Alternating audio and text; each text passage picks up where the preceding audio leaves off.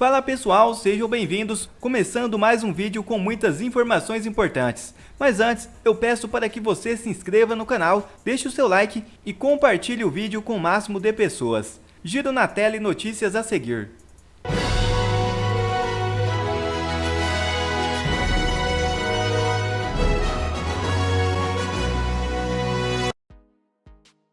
Ex-comandante do Exército depõe nesta sexta-feira à PF em investigação sobre suposto golpe. Integrantes das Forças Armadas relataram à coluna que a intenção de Freire Gomes é responder às perguntas e colaborar com as investigações. O general não é alvo do inquérito, mas militares alinhados a Jair Bolsonaro têm atuado para envolvê-lo no caso. O general Estevão Teófilo Gaspar de Oliveira, investigado por ter concordado com um suposto golpe, disse à PF que participou de uma reunião com Bolsonaro em dezembro de 2022 por ordem do comandante do Exército à época, Freire Gomes. A PF aponta que no encontro discutiu-se a possibilidade de um golpe de Estado. Esse deve ser um dos pontos explorados no depoimento de amanhã. O ex-comandante também deve prestar explicações sobre a reunião que teve com Bolsonaro, na qual foram discutidos detalhes de uma minuta que abriria a possibilidade para uma intervenção. O fato foi revelado pelo ex-ajudante de ordens da presidência, o tenente-coronel Mauro Cid. Segundo o próprio Cid, o único comandante das Forças Armadas que mostrou disposição em aderir ao golpe foi o almirante Almir Garnier da Marinha. Nos bastidores, militares bolsonaristas defendem a tese de que Freire Gomes se omitiu ou prevaricou ao participar da reunião na qual se debateu a minuta de suposto golpe. O ministro Gilmar Mendes do STF afirmou que a declaração de Bolsonaro no ato de 25 de fevereiro mais parece uma confissão. O ministro também disse que a anistia para investigados do 8 de janeiro não faz sentido.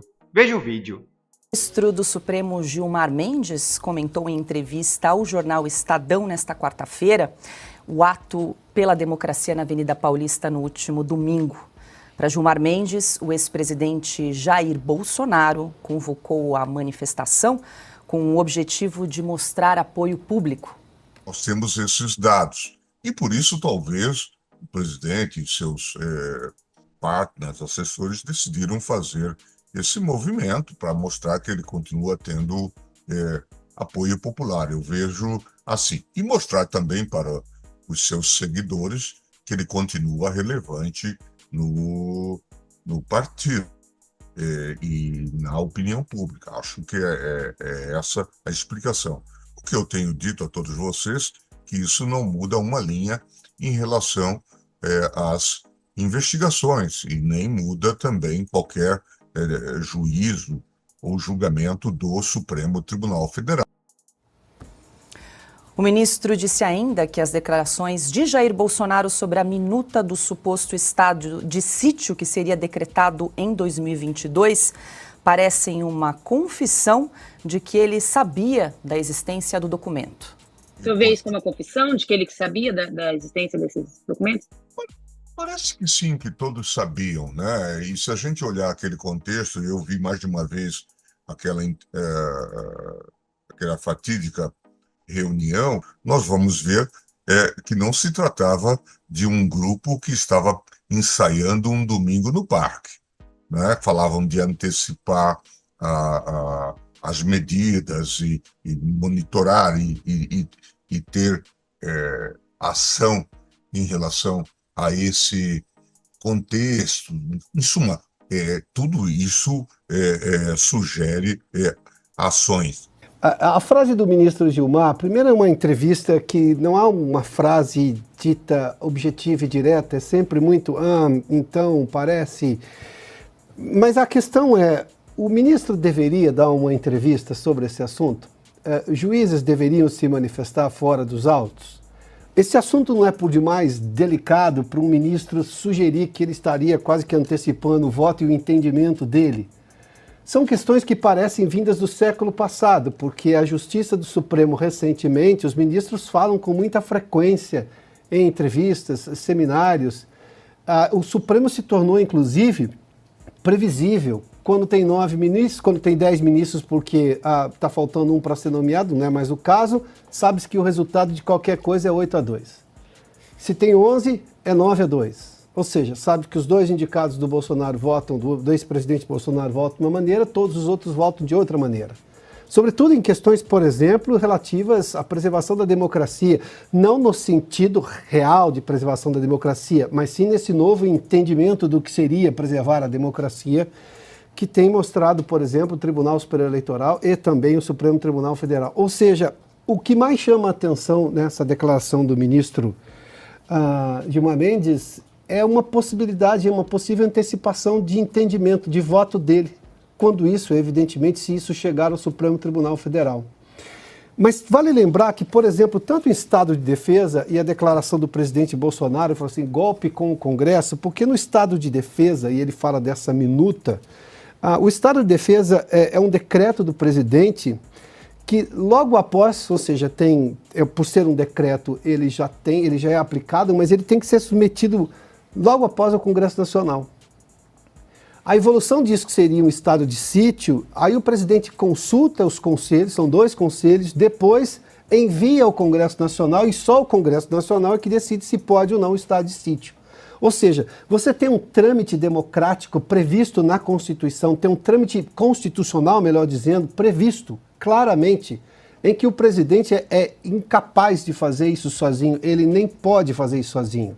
E mesmo no caso do estado de defesa, que exige esse decreto do presidente, é uma medida que o Congresso vai ter que referendar rapidamente, porque nós estamos falando, claro, de uma medida excepcional para manter a ordem. É esse o objetivo de um estado de defesa.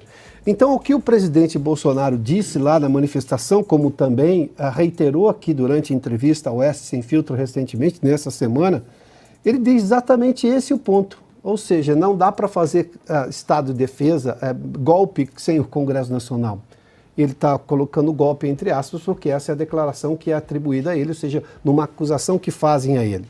Rodrigo Constantino, muito boa noite. Vou pegar esse gancho aqui do Piotto, que colocou esse ponto, né, sobre a parcialidade do ministro Gilmar Mendes em dar essa declaração, a sua opinião sobre o ato aí do último domingo que ocorreu aqui na Avenida Paulista. Consta, como é que você enxerga essa questão? Boa noite. Boa noite, extremamente inadequado isso. Paula, seja bem-vinda. Boa noite, Piotto. Boa noite, Flávio Morgensen. Boa noite, Cauti. Silvio Navarro, Ana Paula Henkel, Mestre Augusto, toda a equipe da Oeste Sem Filtro e nossa audiência qualificada.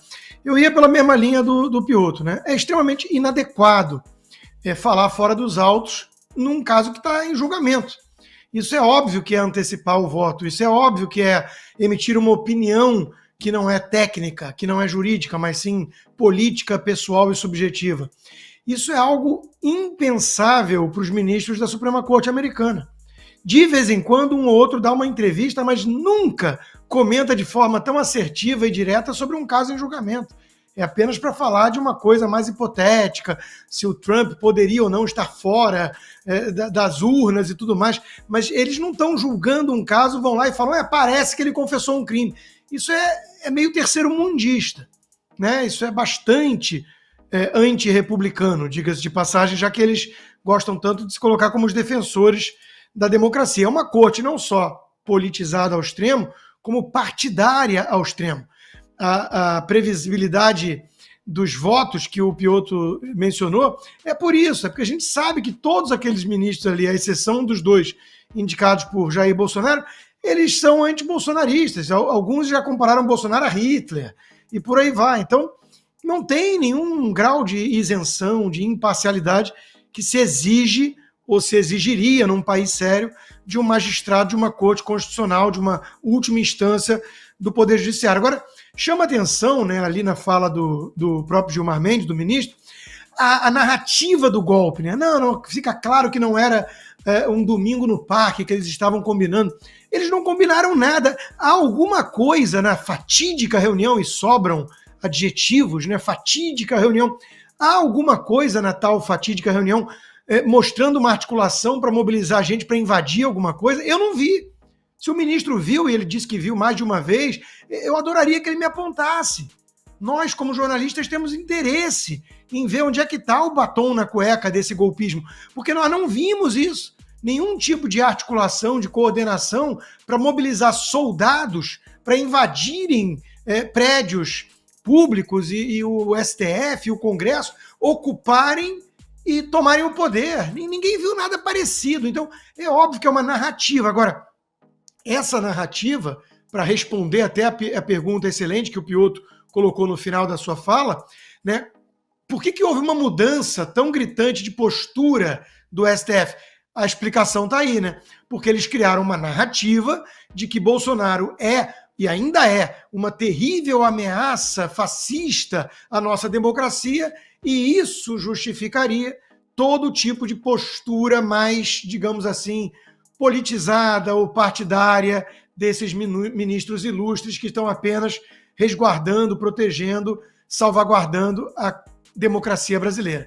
Se você tira essa narrativa e vamos avaliar então as decisões técnicas, vamos avaliar então o que há de prova, de evidência, de suspeição ou não dos magistrados envolvidos, aí a casa cai como um castelo de cartas, né? Então eles precisam alimentar a narrativa de que houve uma articulação golpista terrível. Por isso que eles estão tendo que, digamos assim, se exceder um pouquinho. Flávio Morgan, seja bem-vindo novamente ao estúdio de Oeste Sem Filtro, muito boa noite. Quero destacar um outro ponto aqui dessa entrevista que Gilmar Mendes concedeu aí ao Estadão, quando foi perguntado a respeito da possibilidade de anistia para aqueles que depredaram os prédios públicos no 8 de janeiro, Gilmar Mendes disse o seguinte, aspas, estamos falando da ameaça mais grave à democracia em todos esses anos pós-ditadura. E agora falar em anistia para esse tipo de crime não faz o menor sentido. Certamente aqueles que tiveram participação menor no evento já foram consagrados com medidas muito mais leves. A maioria dessas pessoas foi liberada. Essa dosimetria a justiça já está fazendo, fecho aspas, então, para o ministro Gilmar Mendes em entrevista que ele concedeu ao jornal Estadão. Boa tarde, Paula. Boa tarde, seja bem-vinda de volta. Cauti, Piotr, Constantino, eu reparei que eu tô aqui há 2 anos na Revista Oeste, nunca fiz um programa com Constantino, a primeira vez que eu tô conseguindo acertar as datas, ó, coisa rara aqui.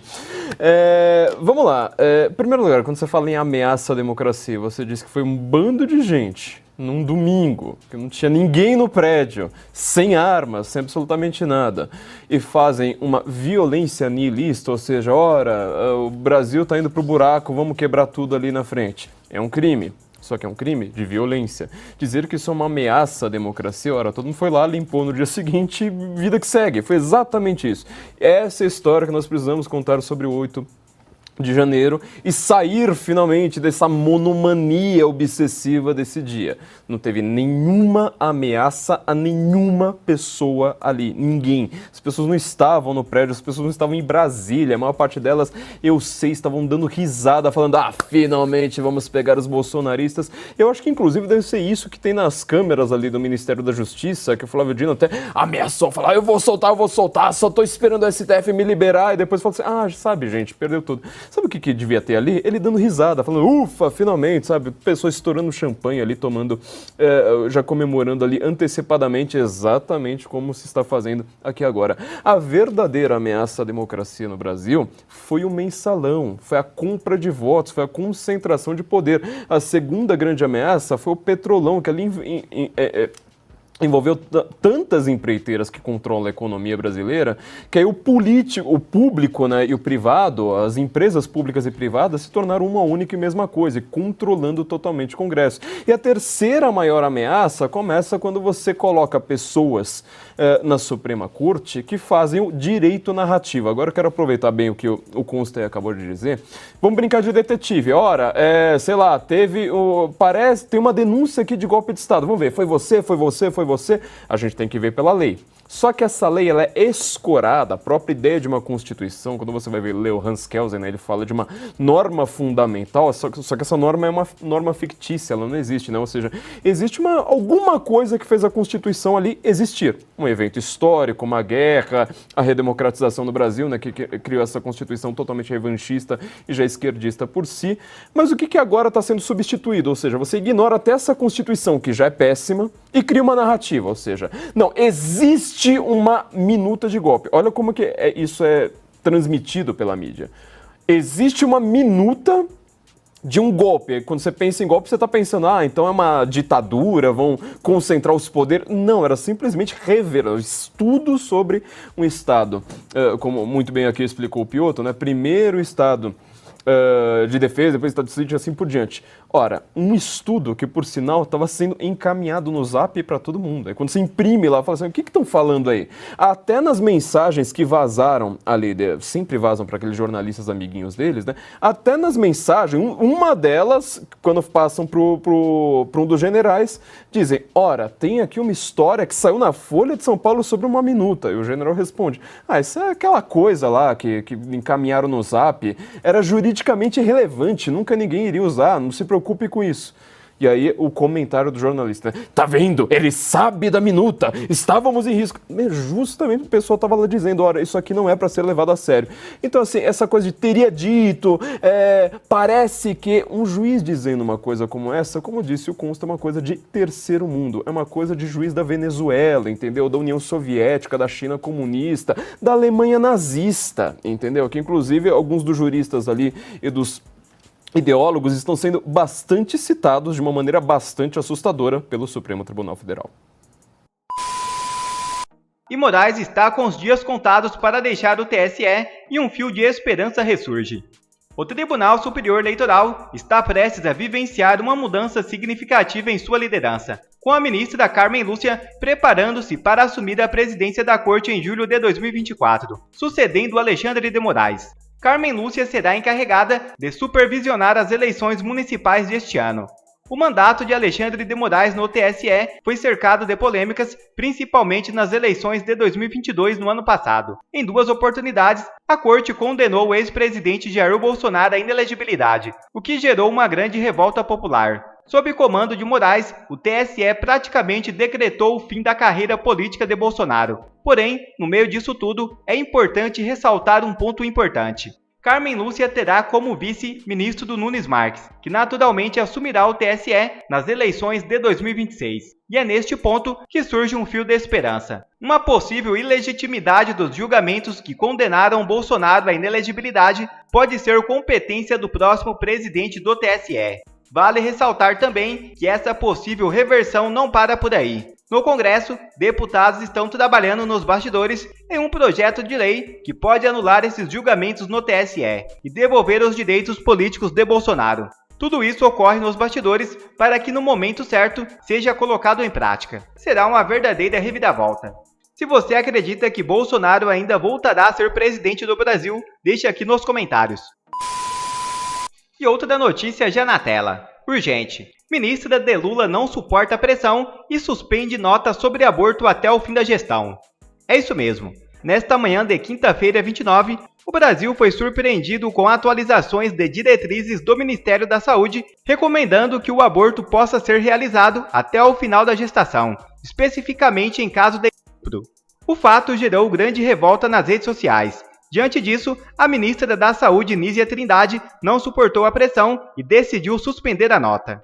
Segundo o Ministério da Saúde, Nízia decidiu suspender a nota técnica porque o documento não passou por todas as esferas necessárias, nem pela consultoria jurídica da pasta. Essa é a força do povo brasileiro dando resultado. Quer ver mais vídeos como esse? Então inscreva-se agora mesmo no canal, deixe o seu like e compartilhe esse vídeo com o máximo de pessoas. Assim você vai estar me ajudando demais. Fico por aqui, um forte abraço e que Deus abençoe a todos. Brasil acima de tudo e Deus acima de todos.